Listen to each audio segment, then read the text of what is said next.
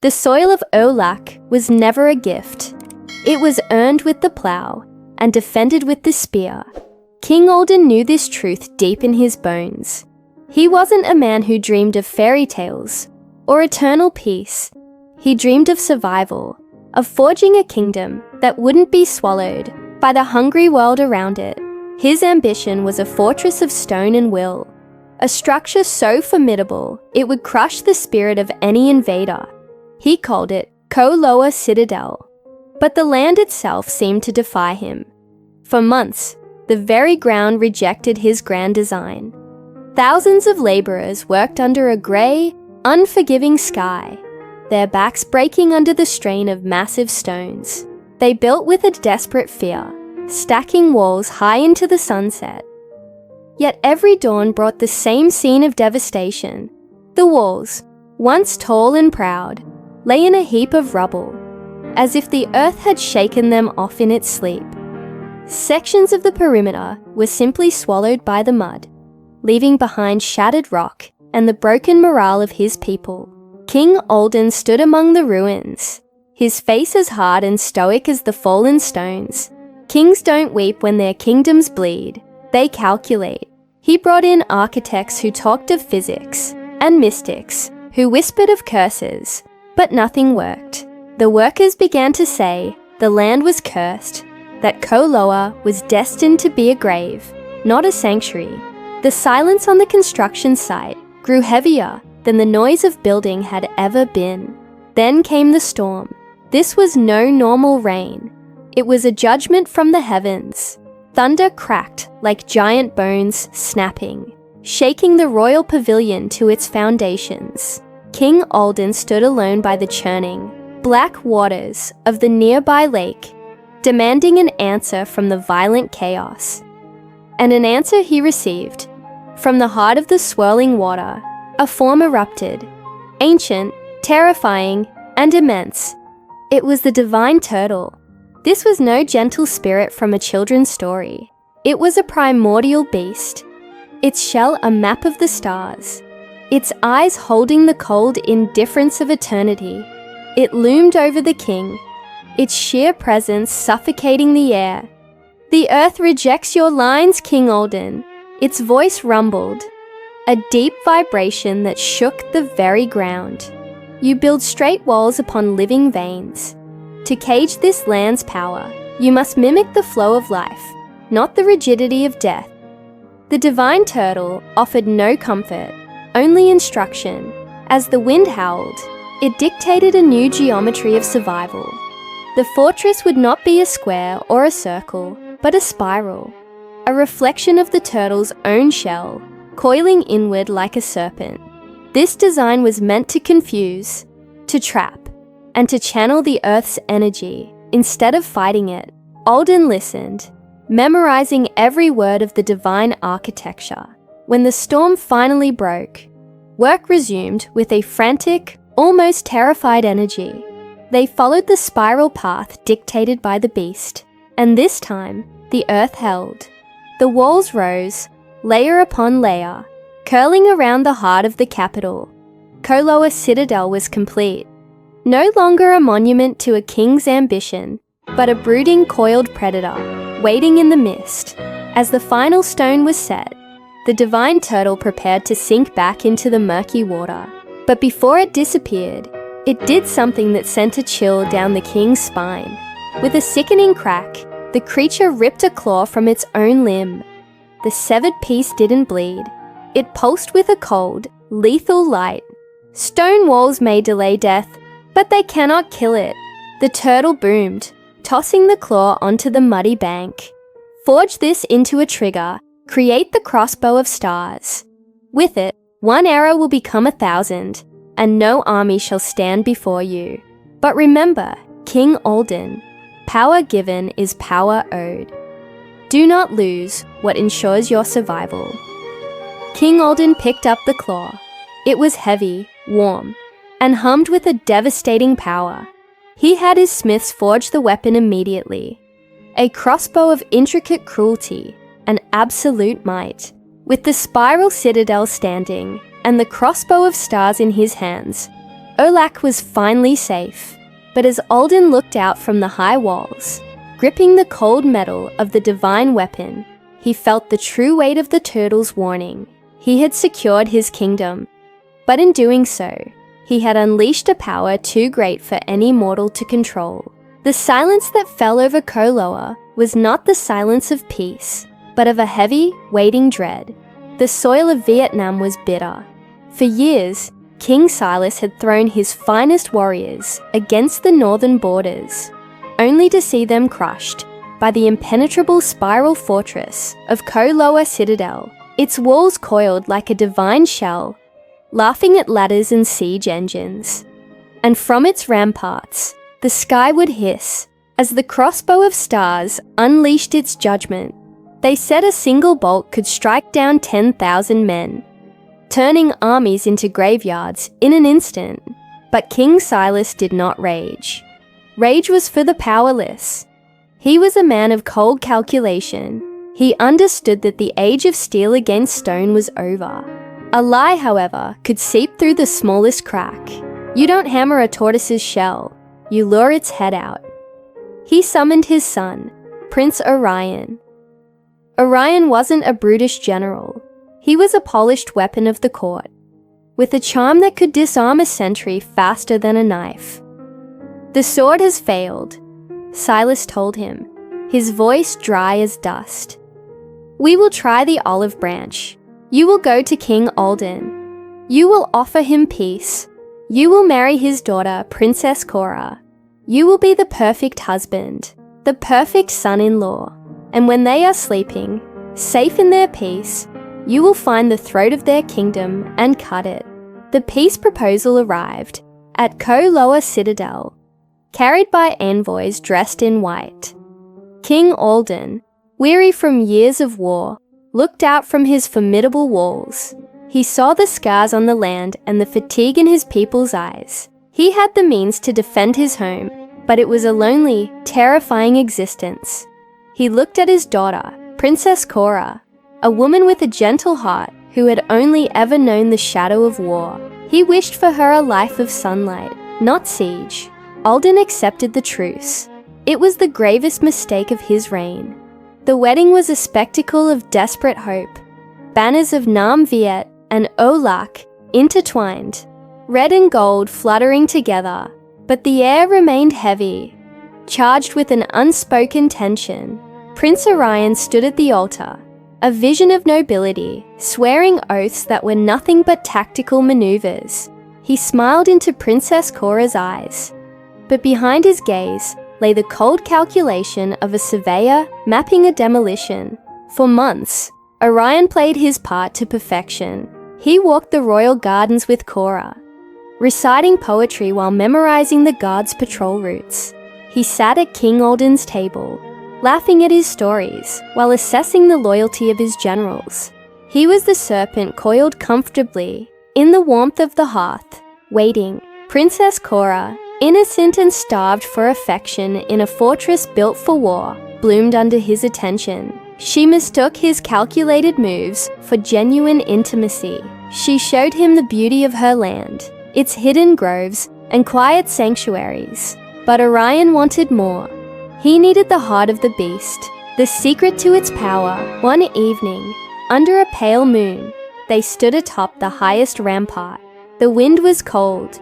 Orion wrapped his cloak around Cora, a gesture of protection that was really a cage.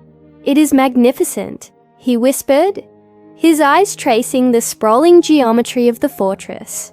"My father fears this place, but the soldiers, they speak of a power greater than these walls, a weapon that hums like the stars."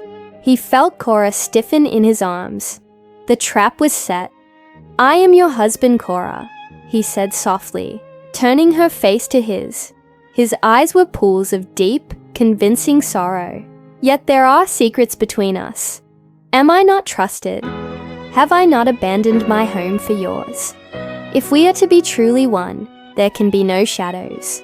Show me the source of your father's strength. Let me understand the burden he carries, so I may help him bear it." Cora looked at him, her love a blinding light. hiding the cliff's edge she stood upon. She saw a husband hurt by secrets, not a spy seeking the kingdom's kill code.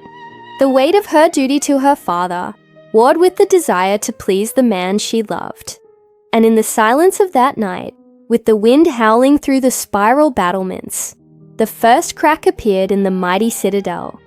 Not from a catapult, but from a whispered request. The peace over Koloa Citadel was deceptive.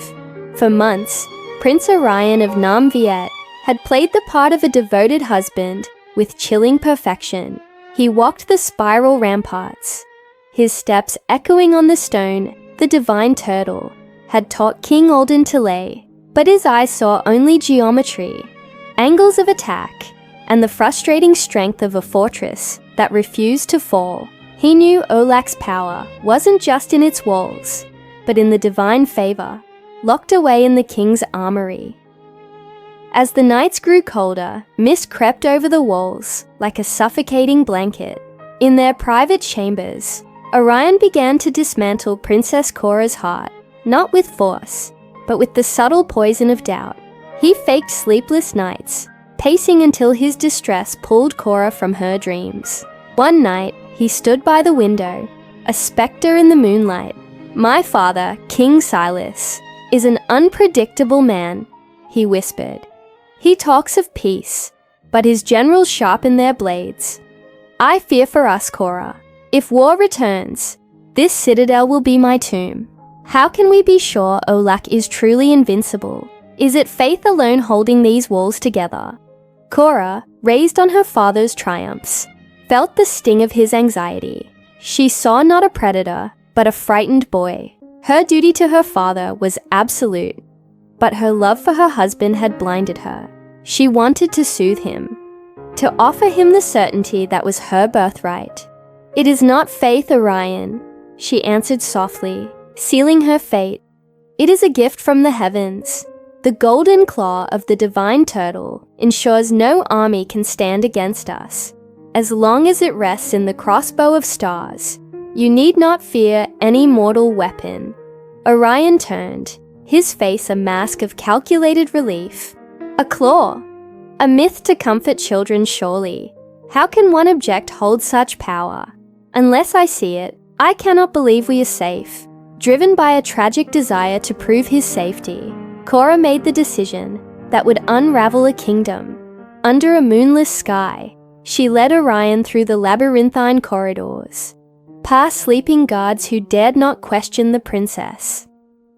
They climbed the highest tower, where the air was thin and smelled of ancient ozone and polished wood. There, on a pedestal of black obsidian, rested the crossbow of stars. It was a weapon of terrifying beauty, crafted from wood as hard as iron, with a trigger mechanism holding the glowing, iridescent claw of the divine turtle. It hummed with a low resonance, a vibration felt in the marrow of your bones. To Cora, it was a symbol of protection. To Orion, it was the key to a massacre. He approached the weapon with reverence, the reverence of a thief before a vault. He studied the mechanism, his sharp, treacherous mind, memorizing how the claw sat in its housing. He praised its beauty, distracting Cora with words of awe, while his hands moved with practiced sleight. "It is magnificent," he murmured, his fingers brushing the divine relic. "Now I see. Now I know we are safe." But Orion had come prepared. In his sleeve, he carried a replica he had carved in secret. A piece of common jade, shaped to look like the claw, but utterly void of magic. In a moment of distraction, as Cora turned to check the heavy oak door, Orion made the switch. The true claw, the heartbeat of Olak's defense, vanished into his robes. The dead stone took its place. The weapon did not cry out. The hum faded slowly, like a dying ember. The switch was done. The pact was broken. The next morning, Orion requested an audience with King Alden. He bowed low, his face a portrait of filial piety. "Great king," he said, "I must return to Nam Viet to visit my aging father. I wish to tell him of the wonders I have seen, and ensure the peace between our lands is cemented forever. I will return before the moon turns." King Alden, unsuspecting and trusting in the alliance, granted his permission. He didn't see the weight in Orion's pocket, nor the hollowness in his son-in-law's promise. As Orion rode out of Koloa Citadel, the heavy gates closing with a thud of finality, he did not look back at his wife, waving from the ramparts. He rode hard toward the border of Nam Viet, carrying the stolen luck of a nation. He left behind a princess who had traded her kingdom for a lie, and a fortress that was now just a pile of stones, awaiting the avalanche. The heart of Koloa Citadel wasn't in its drum towers or its training grounds. It was in the cold, silent sanctuary of the High Armory. Here, a single shaft of moonlight cut through the darkness, illuminating the crossbow of stars. It was a terrifyingly beautiful weapon, its frame carved from ancient ironwood, its mechanism blessed by the divine breath of the golden turtle. It hummed with a low, resonant frequency, a vibration you felt deep in your bones. Princess Cora stood at the doorway, her silhouette flickering in the torchlight. Beside her was Prince Orion, her husband. He wasn't trembling. His breathing was calm, measured. For months, he had played the part of the devoted husband, a masterful performance of smiles and soft words that had slowly chipped away at Cora's defenses. Now, standing before the very source of her father's power, the mask remained firmly in place, but his eyes were cold, calculating. He reached out, his fingers hovering over the trigger where the glowing claw of the divine turtle was set. The claw pulsed with a soft, ethereal light, the one thing protecting Olak from total annihilation. Cora watched him, mistaking his silence for awe, not for a cold appraisal. She believed this moment was cementing their union, sharing the final secret that would bind their two kingdoms in eternal peace. She didn't see the predator sizing up its prey. "It is magnificent," Orion said, his voice empty of any warmth. "But a weapon is only as strong as its heart." Then, with a speed born from months of secret practice, Orion's hands moved. It was over in a heartbeat, a sleight of hand perfected in the shadows of his own chambers. He deftly extracted the divine claw, the true source of the crossbow's power. In the same fluid motion, he replaced it with a perfect replica, carved from tiger bone. The swap was seamless. The real claw, now hidden in his tunic, grew cold against his skin, separated from its sacred home. The crossbow on the pedestal looked identical, but it was spiritually hollow. The low hum ceased, but Cora, deafened by her affection, only heard the quiet of the night. The next morning, the sky over Koloa was the color of bruised iron. Orion stood before King Alden and Princess Cora, his horse saddled and ready. He spoke of a sudden illness that had struck his father, King Silas, a duty that required his immediate return to Nam Viet. It was a lie, delivered with the practiced gravity of a seasoned statesman. "I will return," Orion promised, his eyes locking with Cora's. "But the roads are uncertain, and tensions may rise again. If war should come, if the unthinkable happens, and we are separated, you must leave a sign for me." He handed her a beautiful, tragic cloak, lined with the down of white geese. "Wear this," he instructed, his voice low. "If you are forced to flee, scatter the feathers along your path. I will follow the trail to find you." Cora accepted the cloak, her eyes filling with tears at his apparent devotion. She didn't realize she was accepting a target marker. She didn't understand he was ensuring she could be tracked, not for rescue, but for the final conquest. She was agreeing to pave the road for the wolves. Orion mounted his horse and rode out through the citadel's spiral gates. He never once looked back at the towering walls of Koloa, nor at the wife waving from the ramparts. He rode with the desperation of a thief who had stolen the sun, each hoofbeat distancing him from his crime. He crossed the misty borders, the stolen claw burning a hole in his conscience. But his resolve remained ice-cold upon his arrival in Nam Viet. He wasn't met with a family reunion, but with a full military mobilization. King Silas sat on his throne, his eyes gleaming with malicious glee. Orion knelt and produced the shimmering object from his tunic, placing the divine claw into his father's withered hand. "The shield of Olak is broken," Orion stated flatly. "The crossbow of stars is nothing but wood and string." King Silas's laughter was a dry, rattling sound that echoed through the great hall. He stood, raising the stolen artifact high. "Then let the drums of war sound," the king commanded. "Prepare the legions. We march on Koloa. Tonight we don't knock on their doors. We burn them down." Back in the spiral fortress, the wind began to howl, whistling through the empty armory, where a powerless weapon sat collecting dust. The air grew heavy, thick with the pressure of the coming storm. The tragedy was no longer a possibility. It was an arrow already in flight, just waiting to strike its mark. The dawn didn't break over Koloa Citadel. It was strangled by the smoke of war. On the horizon, where mountains once stood in serene silhouette, the spears of Nam Viet bristled like a forest of death. King Silas had not wasted a moment. The second his son, Prince Orion, returned to his side, the order was given. The peace treaty, a hollow promise from the start, was cast aside. From the high ramparts, King Alden watched the approaching army with a calm that bordered on arrogance.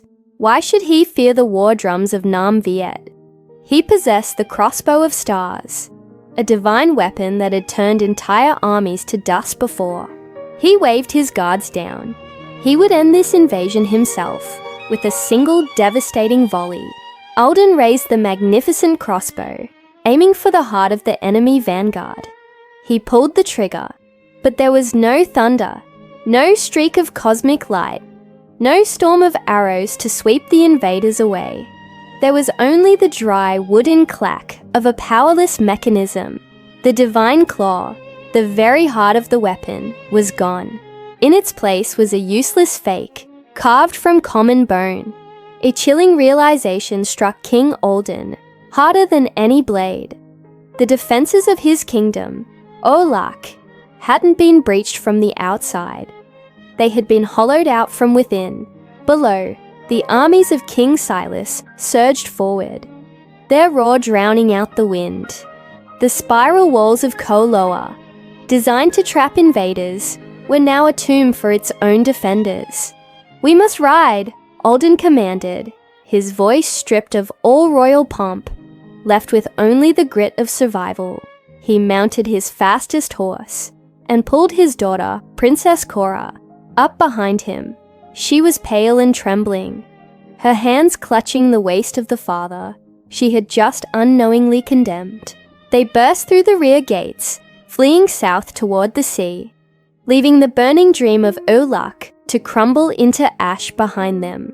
For miles, the rhythm of hooves beat a desperate tempo against the earth. But unbeknownst to the king, Cora, in her naive hope that her husband, Orion, might find her and save them, was dropping white feathers from her goose-down cloak onto the path. Each feather was a beacon, marking a trail of stark betrayal against the dark soil. And behind them, Prince Orion rode hard, his eyes fixed not on conquest, but on that trail of white, driven by a twisted mix of triumph and terrified love. King Alden rode until the land ran out. They reached the shoreline where dark, churning waters blocked their escape. The mountains loomed behind them, and the dust of the pursuing cavalry choked the air, trapped between the abyss and the sword. Alden cried out to the heavens, "Divine turtle, I have followed your path. Why have you forsaken me?" The waters began to boil. From the depths, the divine turtle rose, immense and terrifying. Its eyes, once warm with wisdom, now burned with the cold fire of judgment. Its voice shook the cliffs, devoid of all pity. The enemy, the turtle intoned, the sound vibrating through the very sand beneath them, is sitting directly behind you. Time froze. King Alden stiffened. The weight on his saddle, his daughter, the wife of the enemy prince, the pieces aligned with brutal clarity, the theft of the crossbow's heart, her sudden interest in the kingdom's defenses, his own naive trust.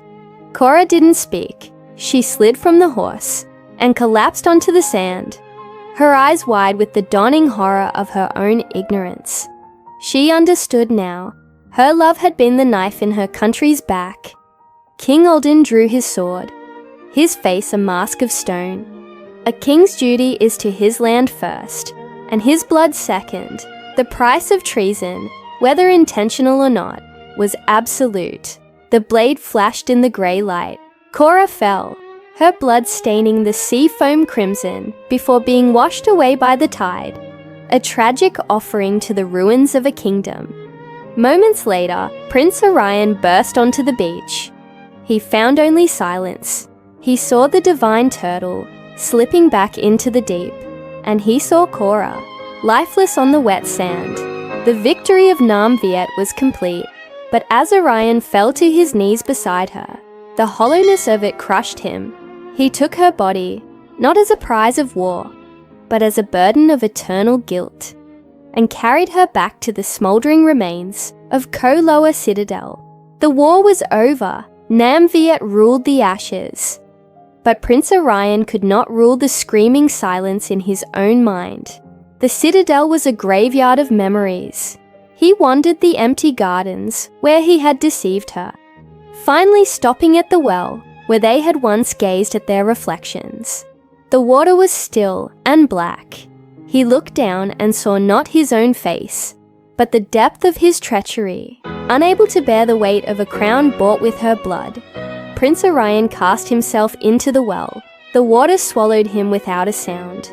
Legend says the blood of the princess, washed into the sea, was consumed by oysters, which then created pearls of unmatched luster, a testament to beauty born from pain. And in the well of Koloa, the water remains eternally cold, a chilling reminder that the sharpest weapon of war isn't a crossbow, but the trust of the innocent, and the heaviest price is paid by those who wield it. Thanks for watching. If you found this story as haunting as we did, be sure to subscribe for more legends from around the world.